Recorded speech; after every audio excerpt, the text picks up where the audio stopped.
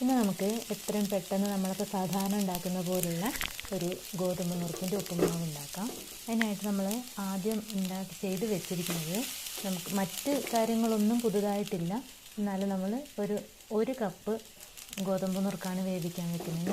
1.5 cup വെള്ളം വെച്ചിട്ട് correct വെന്ത് കിട്ടുന്ന രീതിയിലേക്ക് വേവിച്ചെടുക്കുക. എന്നിട്ട് സാധാരണ പോലെ ചെറിയുള്ളി, അതുപോലെ പച്ചമുളകാണെങ്കിൽ പച്ചമുളക്, അങ്ങനെ എല്ലാം വെച്ച് നമ്മൾ വറുത്തെടുത്തതിന് ശേഷം നമ്മൾ ഈ ഉപ്പിട്ട് വേവിച്ച് വെച്ചിരിക്കുന്ന ഈ ഗോതമ്പ് നുറുക്ക് ഇതിലേക്ക് ഇട്ട് കൊടുക്കും. ശേഷം കുറച്ച് നെയ്യും ഇതുപോലെ കുറച്ച് തേങ്ങ ചിരകിയതും കൂടെ ചേർത്ത് നല്ലപോലെ ആവിക്ക് വെച്ച് ഒന്നുകൂടെ ഇതെല്ലാം മിക്സ് ആകാൻ വേണ്ടിയിട്ടൊന്ന് വേവിച്ചെടുക്കും. അതിന് ശേഷം എടുത്ത് ഉപയോഗിച്ച് നമുക്ക് പച്ചത്തേങ്ങ നമ്മൾ ഇട്ടതിന് ശേഷം ഒരുപാട് വേണ്ട, ജസ്റ്റ് ഒന്ന് ചൂടാകാൻ മതി. നല്ല ടേസ്റ്റാണ്. എല്ലാവരും ഒന്ന് ഉണ്ടാക്കിയിട്ട് നോക്കണേ, നല്ല ടേസ്റ്റ് ആയിട്ടുണ്ട്. അപ്പം ചാനൽ സബ്സ്ക്രൈബ് ചെയ്യാനും സപ്പോർട്ട് ചെയ്യാനൊന്നും മറക്കല്ലേ.